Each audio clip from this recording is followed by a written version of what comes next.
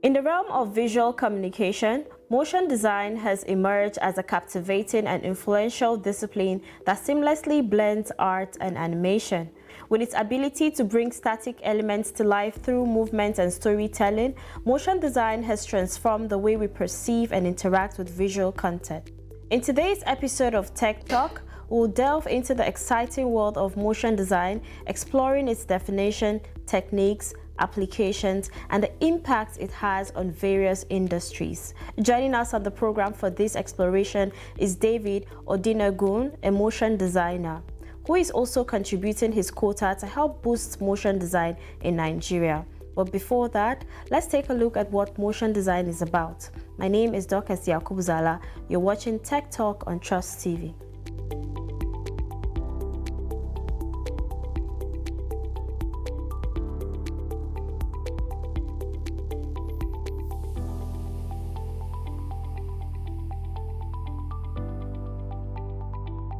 Motion design is a creative discipline that combines graphic design principles, animation techniques, and cinematography to convey messages, tell stories, and evoke emotions through dynamic and interactive visuals. It focuses on creating engaging and fluid motion sequences that captivate audiences and enhance the overall user experience. Key elements and techniques of motion design include animation, visual storytelling, typography, user experience UX design, branding and advertising, film and television, digital marketing, and social media interactive experiences. Motion design has significantly impacted the way we consume and interact with visual content. Its dynamic and immersive nature has captivated audiences across industries. As technology advances, motion design is likely to become even more prevalent with the integration of virtual reality, augmented reality, and mixed reality technologies. These advancements will offer new opportunities for interactive storytelling and experiential design, pushing the boundaries of creativity and engagement.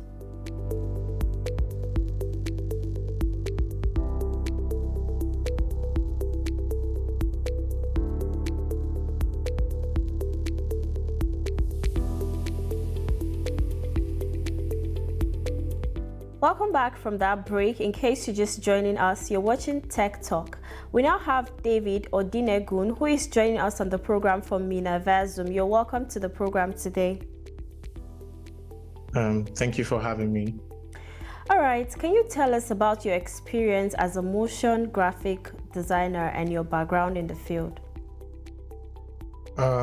So as a motion designer, I first I think I started with like graphics design I think that was like 6 years ago.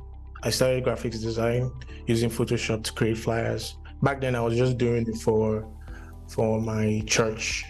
And like when I first came to Mina, like that was in my IJMB period. I started doing I attended House on the Work, so I started doing like their flyers, and that's how I got into like graphics design in general. So like small by small, started getting like gigs to be designing for businesses and people and other churches flyers. So that's how I started like the whole design thing. So like going down, and I just think I was like just trying to be useful throughout like my stay in my church. So there was the need to create like motion flyers and like snippets from like services. So I just filled in that slots, and that's how that happened. So like I just started doing it. So I wasn't like, there was no structured learning. I was just messing up and then figuring it out, and then that's how I got into motion design, like using software After Effects and Premiere Pro to create motions and ads for my church. So like that's how it started. All right, can you explain the creative process when working on a motion design project? Okay, so yeah, like I think to do that So like after like I started with motion design, just messing up and finding my way into motion design, I went into like a more structured learning, taking courses and trying to learn it for like just to make it structured, like because I was just like trying out different things and messing around. But then when I went back to the drawing board and like started from the foundational level, because the thing about motion design, you have to have like a solid foundation. So I went back and I learned what motion design really is. And let me just define what motion design is. Motion design is a collection of overlapping skills, a skill set that include graphics design, animation, VFX, that's video effects, editing, 2D and 3D illustration, is interaction design, augmented and virtual realities. These tools allow you to communicate a message through the magical combination of design and motion, hence motion design. So knowing just this definition alone helped me understand what exactly I was doing, because there are different, like it's and like the definition says, it's a collection of overlapping skills. So like my graphics design skills helped out, my knowledge of animation helped out, because they're like different principles, the principles of animation and then the principles of motion design. VFX editing helped out, because once you're done like most of the animation, you take it to Premiere Pro and edit it up, editing 3D and 2D illustration, interaction design for websites and mobile apps, augmented and virtual reality, that's like for like Snapchat and other, and VR, like the VR headsets, and like creating motion assets for VR, like VR environments. So yeah, after doing that, it became more clear, and then the pathway was much more like clearer. So like the process, like you said, to like in a motion design, for a motion design project, there's building out a concept, and this stage involves the mind mapping, the mood boarding, and sketching.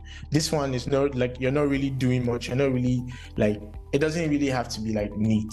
It doesn't really have to be like professional. You just take up your sketchbook and like start scribbling your ideas. Mind mapping is like when you're like, okay, so the project is to do emotion design for I'm just looking around me, is for water bottle, for a water bottle company.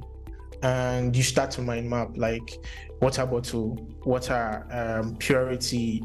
You just like start associating different things to just that water bottle.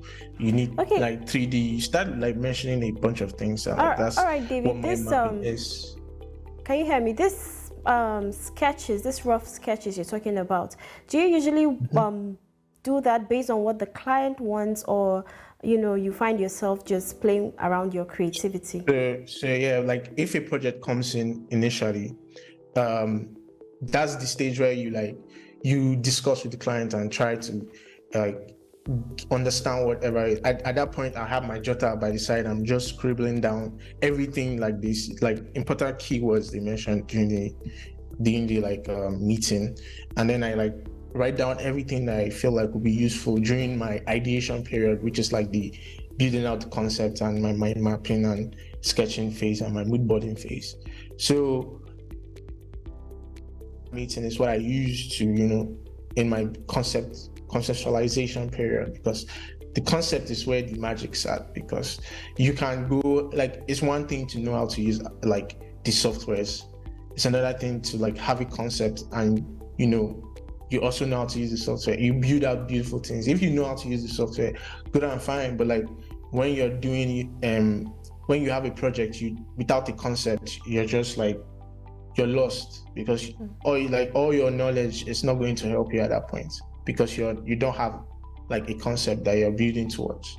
So like conceptualization and actually just building out the concept is very important in that in that initial stage of motion design. From that stage, we could move into like where you actually start working, and that's like the style frame boards.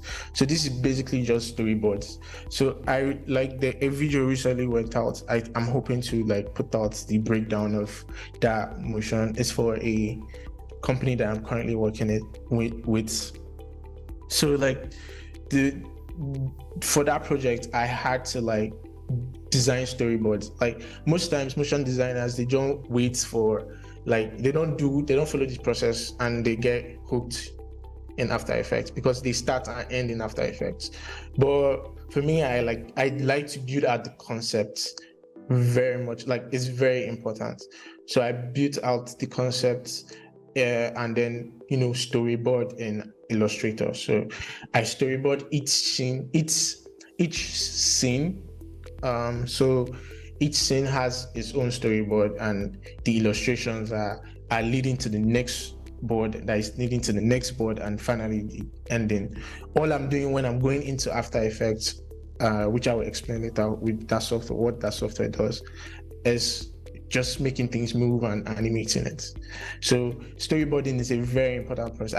I suggest it for all motion designers or upcoming motion designers. Always storyboard. Is like it helped that project, like bringing that storyboard to life was very much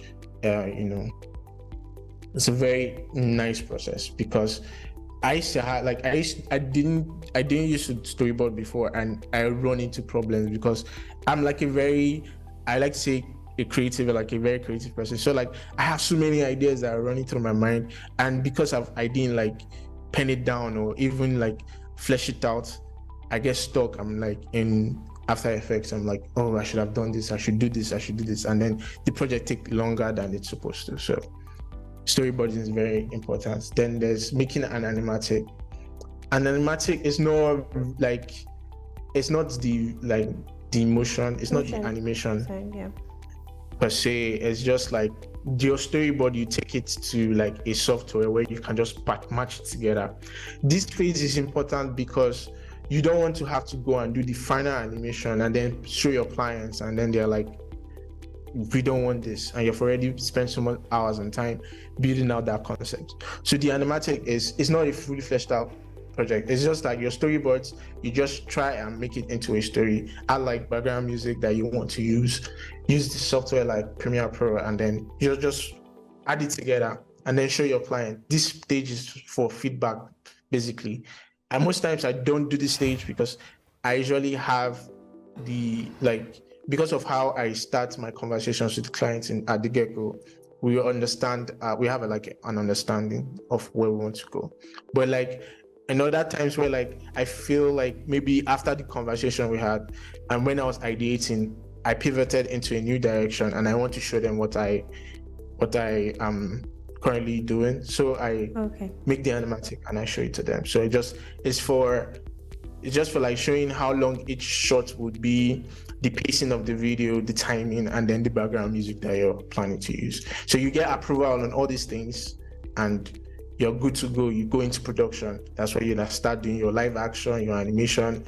You get your voiceover artists like you to like come and record the voiceovers, and then you now go into the last step, which is finishing edits and sound design. Sound design is very important. I realized in the last project, it was just a 20 seconds video, but like I think the animation wasn't the hard part. It was the sound design. All the whooshes, the bell sounds, the ding, the dong, the use of risers and everything. It was a very, very hard for someone that like motion designers have to like do it all, except you're like working in a very large organization where they have like a sound designer and they have you as a motion designer, they have like an illustrator. All you're doing is doing motion. But like, if for a freelancer like me, sometimes I have to do everything, do the sound design, do the everything. It's crazy. Most times there was a project where I even had to voice over on top. It was mad. Like, so you have to like learn how to like do everything. So that's like the process too. But each you're not step. doing everything by yourself means more money, so I don't think that's the problem. Like, it seems at this stage of my career, I feel like initially, I would suggest you learn how to do everything. It's a very important process. But then as you go forward, it's important you know that you're one person, you can burn out easily, and then you learn the use of collaborations, and that's where like I'll involve voiceover artists like you, and then I have friends that are producers, and then they can like make sounds for me, or they can create sound effects that are a specific sound effect that I need. I've collaborated with a bunch of people. Like I've collaborated with so many voiceover artists over my time. Like, so like you can collaborate. I've collaborated with an illustrator before because the project was like very wide, and the illustration style was a very unique style. It's not like I couldn't do it, but like I just felt like I would save more time Yeah. to have somebody else that's like very well skilled to do that illustration. So it's important to learn the use of collaboration as you grow. But at the initial stage, just try to handle everything. Do yourself. There's nothing like, just try to handle everything. So like that's the process. Sorry All right. for So rambling too these much. processes, yeah, to achieve good results. What software and tools are used for, motion design generally, and why? Just give us a few. Okay. Like I'll just give you like my top ones. Like Okay. I use a bunch. So like I am an Adobe fanboy. Like Okay. I use all of the Adobe softwares. So like I am part of the community. Like there's an Adobe Max coming up, and that's like an event. It's sort of like the Figma event that happened, you know. And Adobe, like they roll out different features. They have like guests host the show. Last year was Kevin Hart that hosted it. So like I'm very much into the Adobe community. So the Adobe Max community, I'm like even planning like if God allows it, let me fly over and like attend. But yeah, let's just see how it goes. But yeah, Adobe softwares like After Effects, Premiere Pro. Okay, so for After Effects is the motion design tool that I use for like the motion design, for like motion design. So like I use it for moving the parts, like keyframing the position. So what that means is like at this specific instance in time, you set a position, and then you go to another instance in time, and you give it another position. The tool itself helps you to design like that animation frame by frame from one position to another, so you're not really sketching it frame by frame. You get so But there is a software where you can actually do motion design by frame, and that's like it's not like it's an old method, it's just a different method of animation, and that software is called Adobe Animate. Okay. We have Premiere Pro. Premiere Pro is where I do my editing. So like I can render clips for a project like different, like, so to save time, and maybe I start a project for maybe the first 20 seconds because I know it's going to take time to render. I render it out of because I use encoder to render. I render it out of After Effects. I just put it on my queue and start rendering, and then I go into After Effects and then design for the next 20 seconds, and then finish and render. And then when I'm like have all my renders ready, I take it to Premiere Pro and then piece it all together and work on the pacing, the sound design and everything. So that's what After Effects is for. I use Illustrator. Illustrator and After Effects, they work like this. They're like, you can't use After Effects and not use Illustrator. If you're going to do anything like character animation and whatnot, you start with Illustrator. That's a given fact. But you could legit just do everything in After Effects. But After Effects is not built for character design or building characters. Illustrator is perfect for that. So you just build, and then you use a plugin called Overlord to like move your designs into After Effects like simultaneously, and you can design there. So that's Illustrator, After Effects, Premiere Pro, Photoshop. Rarely enough. Sometimes I need to add effect to a certain picture, and I use Photoshop for that. Cinema 4D for 3D designs, for 3D motion assets. Spline as well. Spline, I'm like trying to learn Cinema 4D and Spline at the moment. Spline and Cinema 4D are for 3D motion assets and 3D design. Also have Blender. Blender is also a free software that you can use for 3D rigging, motion design, and 3D motion assets. So Blender is also a really cool, neat one. I feel like I'm missing out on some, but like these are just the few that I use, and like I'm planning to learn as well. So yeah. All right. So how is motion design perceived in Nigeria? I mean, the industry at large is growing. Do you get? It's not really the market. The market is there, but like the skills, because of how it's perceived as very hard. So like it's the skill, the available hands or talents are not that much, but the market is there. I mean, you can just like within a year of like putting in the work and learning this full time, you can legit just from there get a job real big because there's market for it. Like, funny enough, Nigeria like has pivoted from like the standardized, still graphics, even for commercials, for social media. Everywhere now you see that everything's like has to do with video or motion. So the market is there, but like the skills are not, they're not available. So like in Nigeria, I know for a certain that the community is gradually growing, and like I'm part of a community. Like one of the famous one is this MDX motion design experience, I guess. But like that, and also batch motion.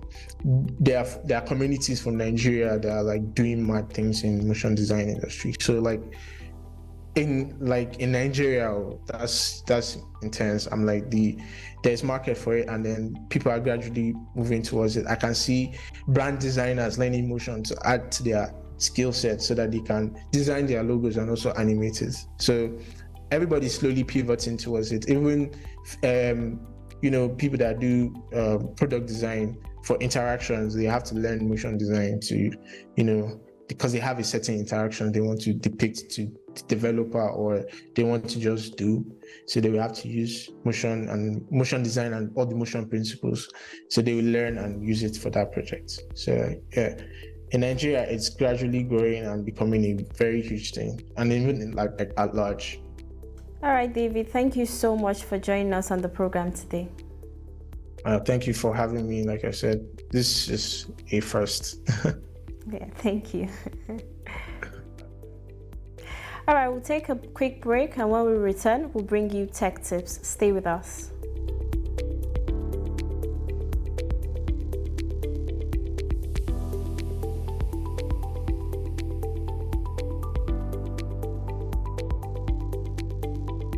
Today on Tech Tips, we'll be showing you tips to enhance your motion design skills. Step 1. Choose the right software. Popular motion design software options include Adobe After Effects, Cinema 4D, and Blender. Each has its own strengths, so choose the one that aligns with your needs and preferences. Step 2. Master the basics. Invest time in learning the fundamentals of motion design such as keyframing, easing, and timing. Step 3. Utilize shortcuts. Get familiar with keyboard shortcuts in your chosen software. They can significantly speed up your workflow and improve efficiency. Step 4. Use layers effectively. Organize your elements using layers. This allows you to easily manage and control individual elements within your animation. It also helps when making adjustments or modifications later on. Step 5. Work with keyframes. Keyframes are the building blocks of motion design. Experiment with different interpolation methods such as linear, ease in, ease out, or custom easing to achieve the desired motion and smooth transitions. Step 6. Explore plugins and scripts. Many motion design software offer a variety of plugins and scripts that can extend the capabilities of the software and make complex tasks easier. Research and experiment with popular plugins to enhance your workflow. Step 7. Experiment with expressions. If you're using After Effects, consider learning and using expressions. Expressions allow you to create complex animations and automate repetitive tasks. Step 8. Pay attention to typography. Typography plays a crucial role in motion design. Experiment with different font sizes and animation techniques to create visually appealing text animation. Ensure that the typography is legible and complements the overall design. Step 9. Utilize motion blur. Motion blur adds a sense of realism and fluidity to your animations. Enable motion blur settings in your software and achieve smoother and more polished results. And finally, step 10. Seek inspiration and learn from others. Follow motion design communities, watch tutorials, and analyze the work of experienced motion designers. Constantly seek inspiration and learn new techniques to improve your skills.